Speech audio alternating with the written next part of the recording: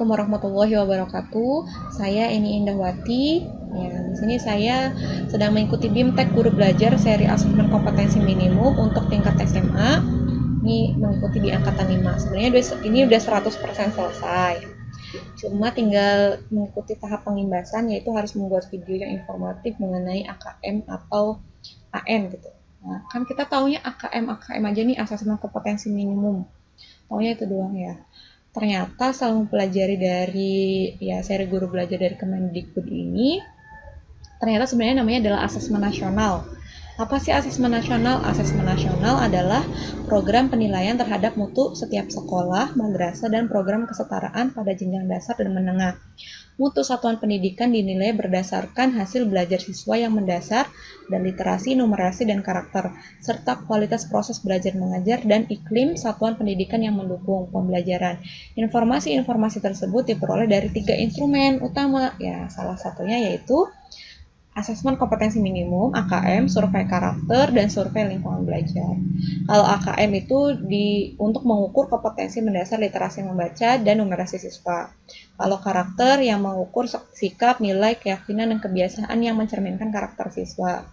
Kalau lingkungan belajar, untuk mengukur kualitas berbagai aspek input dan proses belajar mengajar di kelas maupun di tingkat sekolah.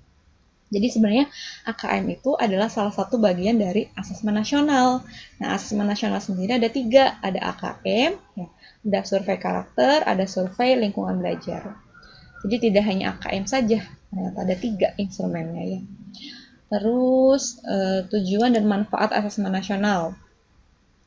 Tujuannya yaitu tujuan asesmen nasional yaitu untuk memperbaiki kualitas pendidikan secara menyeluruh. Asesmen nasional dirancang untuk menghasilkan informasi akurat untuk memperbaiki kualitas belajar mengajar, yang pada gilirannya akan meningkatkan hasil belajar siswa. Manfaatnya, yang pertama sebagai potret kualitas pembelajaran di sekolah atau daerah, umpan balik peningkatan kualitas pembelajaran sekolah maupun daerah, dasar untuk penyusunan program peningkatan kualitas pembelajaran sekolah maupun daerah. Nah, ini yang paling banyak kayaknya kenapa sih jadi pertanyaan UN-nya jadinya asesmen bukan nggak ada UN lagi gitu. Pertama, katanya butir-butir soal UN itu hanya mengukur kemampuan kognitif saja, sehingga input dan proses pembelajaran kurang dapat tergambarkan dengan baik. Hal ini belum sejalan dengan tujuan pendidikan yang mengembangkan kemampuan berpikir tingkat tinggi, serta kompetensi lain yang relevan dengan abad 21, sebagaimana tercermin pada kurikulum 2013. Harapan untuk mengevaluasi keterampilan siswa dalam menerapkan pengetahuan serta konsep melalui berbagai konteks kehidupan, serta menunjukkan karakter sebagaimana yang diharapkan dalam profil pelajar Pancasila belum lengkap dilakukan melalui UN saja. Nah, itu kekurangan UN ya, salah satu evaluasinya. Yang kedua, UN kurang dapat dimanfaat guru untuk memperbaiki pembelajaran pada subjek siswa yang sama. Asesmen nasional dirancang untuk memberi dorongan lebih kuat ke arah pengajaran yang inovatif dan berorientasi pada pengembangan kompetensi, termasuk di dalamnya kemampuan bernalar. Ketiga, UN kurang optimal sebagai alat mengevaluasi mutu pendidikan secara nasional. Hal ini disebabkan UN diterapkan di akhir jenjang pendidikan, lebih sebagai assessment of learning yang mengukur capaian akhir, bukan sebagai assessment for learning yang mengukur proses pembelajaran. Hasil UN tidak bisa digunakan untuk mengakomodir kebutuhan belajar yang diperlukan siswa. Gitu. Nah, sekarang perbandingannya UN sama asesmen nasional itu bedanya apa sih, di mana gitu ya. Kriteria pembandingnya tujuannya kalau asesmen nasional itu ditunjukkan untuk mengevaluasi mutu terkait sistem satuan pendidikan. Kalau UN itu untuk mengevaluasi capaian hasil belajar murid secara individu. Nah, untuk jenjang penilaiannya sendiri, kalau asesmen nasional dari SD, SMP, SMA, SMK, sama program kesetaraan, paket B, paket C, kayak gitu. Kalau UN, SMP, SMA, dan SMK. Nah, level siswanya, kalau asesmen itu kelas 5, kelas 8, dan kelas 11. Kalau misalkan UN itu tingkat akhir pada setiap jenjang, itu kelas 6, kelas 9, dan kelas 12. Untuk subjek siswanya, kalau asesmen itu survei, siswa dipilih secara acak untuk mengikuti asesmen nasional. Kalau UN itu sensus, semua siswa mengikuti ujian nasional. Model soalnya ada pilihan ganda, kalau asesmen nasional ada pilihan ganda kompleks, menjodohkan isian singkat dan uraian. Kalau UN, pilihan ganda dan isian singkat untuk matematika SMA maupun SMK. Sasaran penilaiannya ada kompetensi literasi, kalau asesmen nasional ada literasi, numerasi, karakter, serta kualitas dan iklim satuan pendidikan yang mendukung pembelajaran. Kalau UN, penguasaan terhadap mata pembelajaran. Metode penilaiannya Computerized Multi-Stage Adaptive Testing, MSAT.